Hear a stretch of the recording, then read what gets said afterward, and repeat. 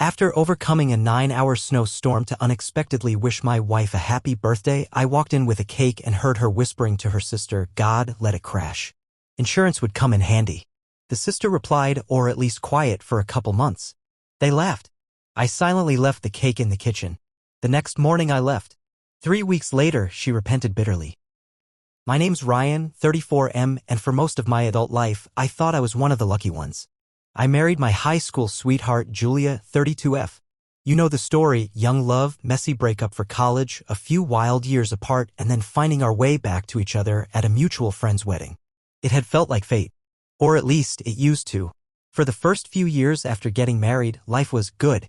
Not perfect, but good. We bought a cozy 3-bedroom house on a quiet street, got a couple of reliable cars, and took a modest vacation every summer. I had a steady job in logistics. Julia worked in marketing for a mid-sized company downtown. We weren't rolling in cash, but we lived comfortably enough: dinners out when we felt like it, occasional weekends away, a savings account that made us feel secure. At least, that's what I believed. Looking back, the first signs were probably there for a while. Tiny cracks that I chose to ignore. It started maybe 6 or 7 months ago when Julia's younger sister, Danielle, introduced her to a new group of friends, people Julia hadn't known from college or work, just this fast crowd Danielle ran with.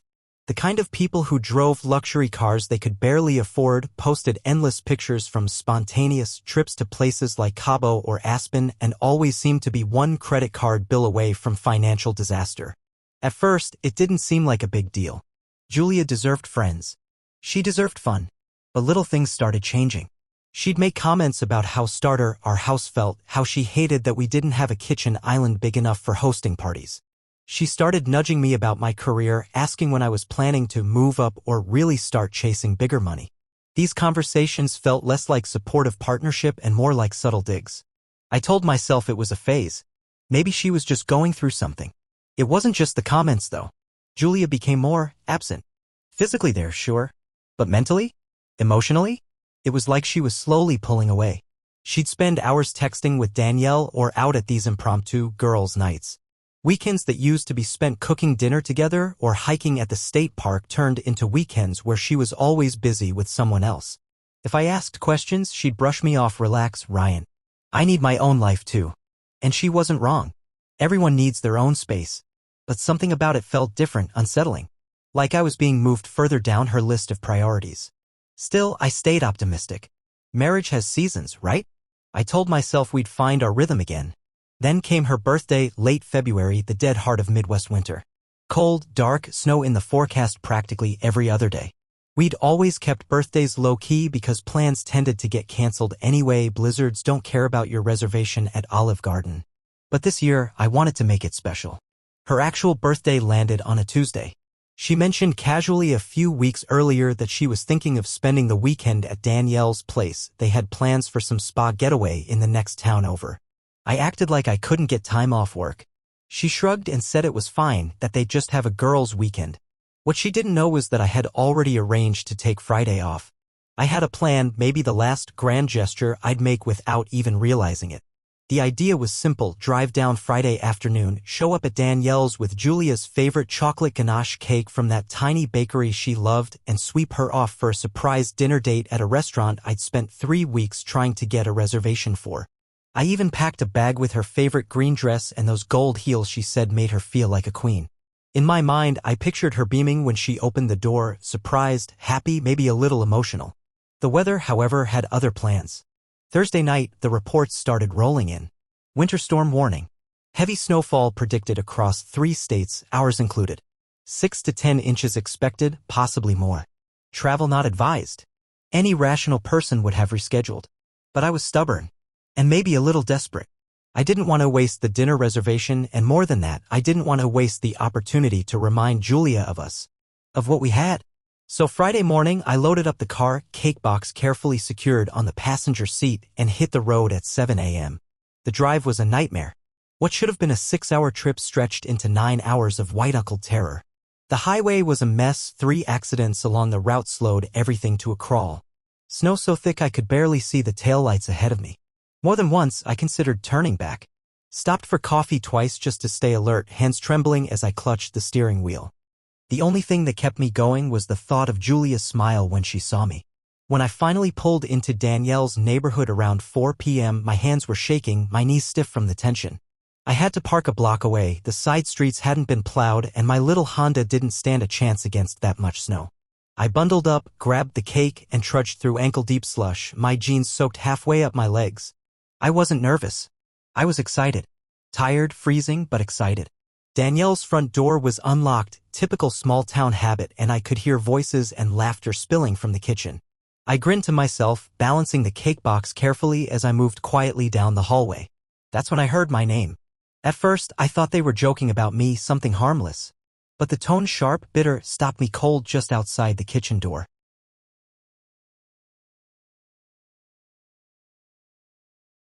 I stood there frozen in the hallway, the cake slowly sagging in its box from the warmth of the house against the freezing air outside. At first, it was just my name. Julia's voice, light and casual, almost dismissive. Noah probably texted earlier, she said. Said he was stuck at work. He's probably still glued to his stupid game on the couch. I flinched.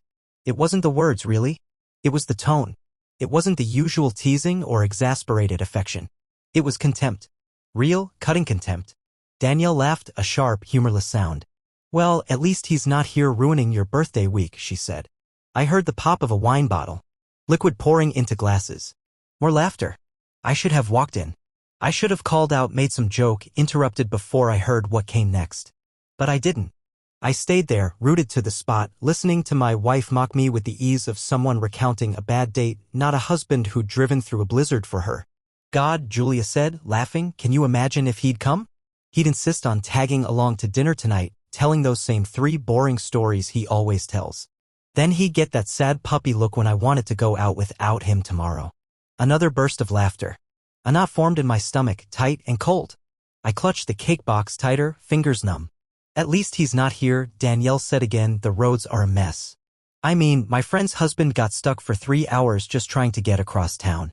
There was a pause. Then Julia's voice, clearer this time, rang out in the kitchen. God, I hope Noah crashes. I could use the insurance payout. Silence. Then both of them burst out laughing. Actual laughter. The kind that shakes your shoulders and makes you wipe your eyes. I think I made a sound then, a small, wounded animal sound, because the laughter cut off suddenly. For a moment, I thought they'd heard me. For a moment, I thought Julia would come rushing out, find me standing there like an idiot with a melting cake and snow-drenched jeans. But no one came. They just kept talking, softer now, voices lowering into private, conspiratorial tones. I turned around, walked to the kitchen, set the cake box carefully on the counter like it was a bomb I didn't want to detonate, and left. Outside, the snow had thickened. It clung to my hair, my jacket, my lashes. I stumbled back to my car, slipped once on the icy sidewalk, scraped my hand trying to catch myself. Didn't even feel it. When I finally climbed behind the wheel, I just sat there, staring at nothing. My hands shook so badly I could barely get the key into the ignition. My phone buzzed in my pocket. And buzzed. And buzzed. 17 missed calls. 38 unread messages. I didn't read a single one. I just drove. The nearest motel I could find was some rundown chain off the highway. $80 for a room that smelled like wet cigarettes and desperation. I didn't care. I turned off my phone, tossed it onto the bed, and lay there staring at the water-stained ceiling until the sky outside shifted from black to gray. The next morning, I turned my phone back on. 63 new texts. 29 missed calls. 2 voicemails marked urgent. I deleted them without listening.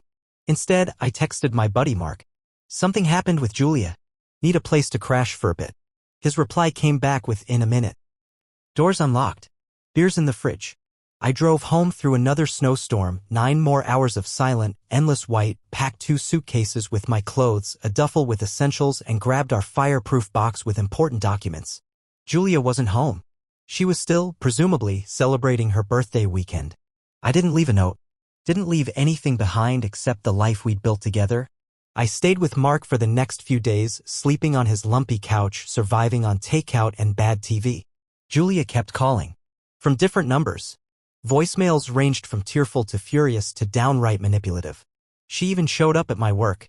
Mark had warned me he'd seen her sitting in the parking lot when he dropped me off one afternoon, so I called in sick the next day and arranged to work remotely. Meanwhile, I was methodical. I went to the bank. Moved half our joint savings into a new account under my name only. Froze our shared credit cards. Changed the passwords on everything: email, banking, utilities. Julia was smart enough with money, but she'd never paid the bills. I did. And now I wasn't going to be responsible for hers anymore. Inside, though, I felt like I was free falling. Like I'd stepped off a cliff and was waiting to hit the rocks below. There's something disorienting about realizing you never really knew the person you loved. That the home you thought you had was more fragile than a house of cards. That the laughter you thought meant joy was, at least sometimes, laced with cruelty you were too blind to see. Friends started reaching out. Julia was already spinning the story, telling people there had been a huge misunderstanding and that I was overreacting. Classic gaslighting. People messaged me saying, "Whatever happened, I'm sure you guys can work through it," without even asking what had really gone down. I didn't bother correcting them. Not yet. Not while the wound was still raw and bleeding. Even Mark didn't know the full story. I just told him there were things I couldn't unhear. At night, lying on that sagging couch, I kept replaying Julia's voice. God, I hope he crashes. I could use the insurance payout. Over and over. Like a broken record. Like some sick mantra. The worst part wasn't even the words. It was the laughter after. That easy, unthinking laughter. The realization that maybe, just maybe, this wasn't some drunken slip. Maybe she'd been harboring resentment for months, maybe years, and I just hadn't noticed. Or hadn't wanted to. The next morning, I met with a financial advisor a coworker recommended. Spent 2 hours combing through her finances. Found out Julia had been quietly bleeding our joint account dry for over a year, little withdrawals here and there, unexplained charges, a secret store credit card with a $3,000 balance. The picture was becoming clearer. And uglier. The joint account still had enough to cover the mortgage and utilities for one more month. After that, Julia would have some very uncomfortable choices to make. I wasn't trying to destroy her financially. I wasn't trying to get revenge. I just needed her to understand. Actions have consequences. Even if you never intended for someone to hear them. Especially then.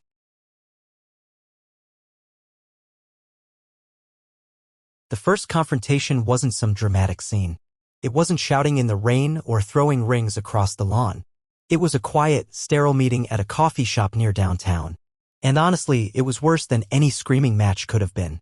After days of no contact, after dozens of missed calls and ignored messages, Julia finally found a way to get to me through my work email. She sent a short message. "Can we please meet somewhere neutral? No drama. I just need to talk." I almost deleted it. Almost blocked her there too. But curiosity, or maybe a need for closure, got the better of me. We agreed on a Wednesday afternoon. Neutral territory. Groundwork coffee, loud enough to be safe, quiet enough to actually hear her. I got there early. Sat in a corner booth with a black coffee I barely touched. Hands wrapped around the paper cup, feeling the heat, but not really warming up. Julia showed up exactly on time, not fashionably late like she used to be. She looked different. Tired. Pale. Hair pulled back in a messy bun, no makeup, a giant sweater swallowing her small frame. I watched her hesitate at the door before she spotted me.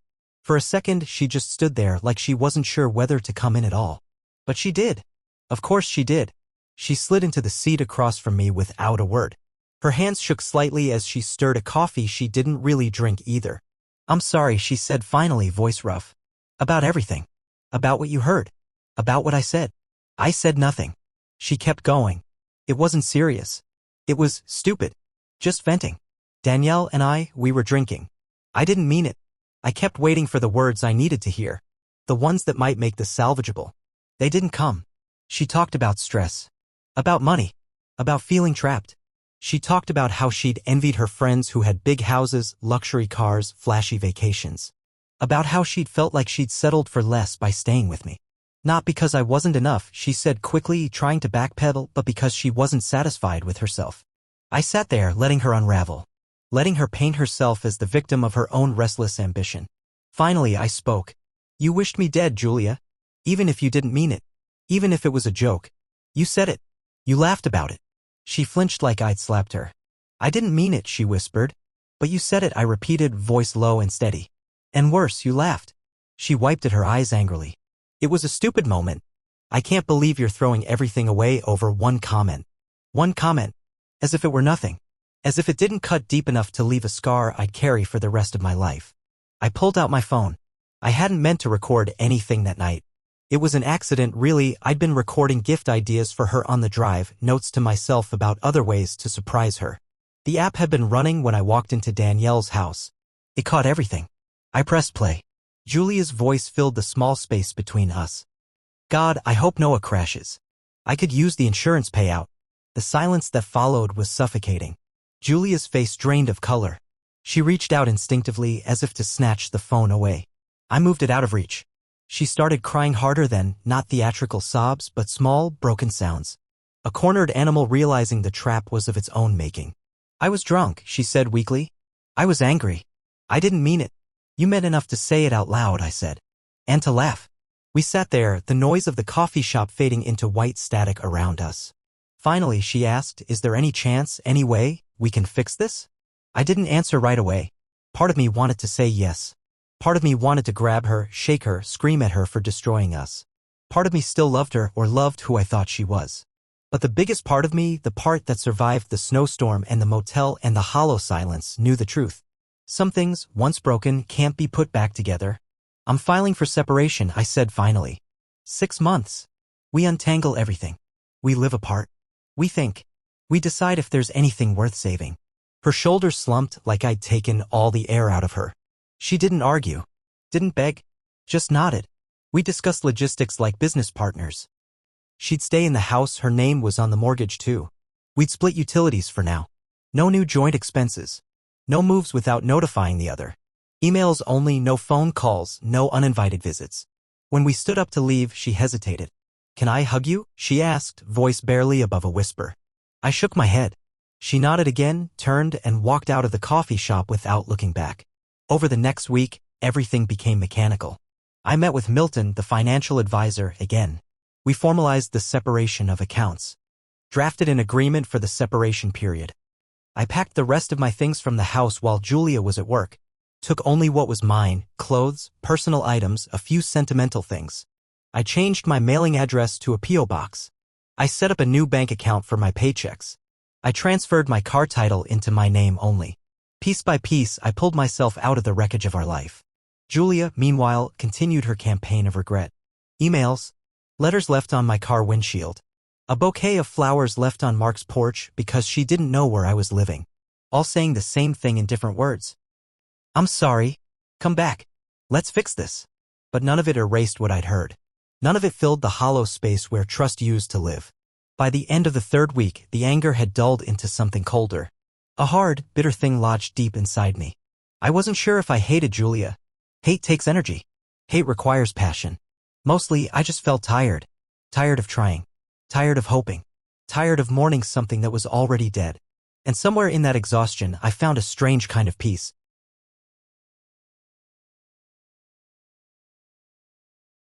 After the separation papers were filed, life settled into a strange kind of rhythm. I rented a 1-bedroom apartment about 15 minutes from the house. Nothing fancy, small kitchen, cracked tiles in the bathroom, the faint smell of someone else's past life clinging to the walls, but it was mine. A fresh start, even if it didn't feel like one at first. The days were mechanical at first. Wake up, work remotely, take walks around the neighborhood, make sad attempts at cooking. Mark stayed close, checking in without hovering. Sometimes he'd swing by with burgers and beers just to make sure I was still upright. The nights were harder. That was when the memories hit. Julia singing in the shower, Julia curled up on the couch with a book, Julia sneaking bites of cookie dough straight from the bowl. The quiet moments that built a life, the invisible stitches binding two people together. Now ripped out. And yet, little by little, I found new patterns. I signed up for a gym membership. Started running again, something I hadn't done regularly since college. I went to therapy, real therapy, not just venting at the bartender after 3 beers. The first few sessions were brutal, like picking scabs I'd been ignoring for years. But eventually it helped. Helped me understand that Julia's betrayal wasn't a random lightning strike. It was a slow erosion, cracks that had been forming long before that night in Danielle's kitchen. I wasn't blameless either. I'd grown complacent, comfortable, blind to her growing resentment. Not that it excused what she said, nothing ever could, but it made sense in a grim, heartbreaking way. Meanwhile, Julia's life seemed to be unraveling from a distance. Mutual friends, the ones who still spoke to both of us, passed along pieces of the puzzle. She was struggling financially. Had canceled her spa membership, sold off some designer bags, even listed her convertible on Facebook Marketplace. It was hard not to feel a grim satisfaction. But I didn't let myself dwell on it. This wasn't about revenge. It never had been. It was about survival. About building something new from the ashes. A few times, Julia emailed me short, carefully worded messages about bills, taxes, shared responsibilities. Civil, distant, professional. Exactly what I needed. Until the day one of her emails changed tone. She wrote about wanting to meet again. Not for begging or blaming, just to talk. To see if reconciliation was even possible. I stared at that message for a long time. Half of me wanted to delete it. The other half was curious. Not hopeful. Just curious. So we met. Neutral ground again, a different coffee shop this time. A different energy. Julia looked different. Not broken, but smaller somehow. Less polished. More real. She apologized again. Not the frantic, defensive apologies of before, but something quieter. Deeper. She talked about therapy. About realizing how much resentment she'd been carrying, not toward me specifically, but toward herself, her own choices, her own perceived failures. She didn't ask me to come home. Didn't beg. She just said she wanted to be someone who deserved another chance with me or with someone else. And for the first time, I believed her. We agreed to keep the separation in place for the full 6 months. No promises. No expectations. Just time. Space. Clarity. The months crawled by and then somehow flew. I moved into a slightly bigger apartment, picked up new hobbies, built a life that didn't revolve around being someone's husband. And Julia? From what little I allowed myself to see, she was growing too. Cutting back, living simpler, focusing on her career. Changing. Maybe genuinely. Maybe too late. Time would tell. By the time our 6-month separation officially ended, we met one last time to talk. Sitting across from her, I realized something. I didn't hate her. I wasn't even angry anymore. I just didn't love her the way I had. Not the way you should love a partner. The love I felt was quieter now, like the way you love a memory, bittersweet and untouchable. We agreed, mutually and calmly, to move forward with divorce. No drama. No screaming.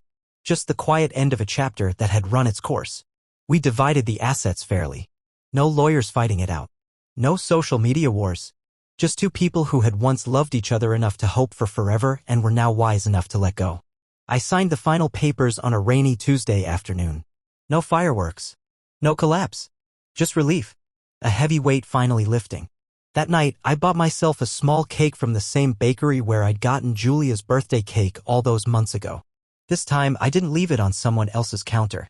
I ate it myself, sitting on the floor of my apartment, surrounded by the quiet peace of my own company. No regrets. No looking back. Just breathing. Still standing. Still moving forward. Stronger. Wiser. Free.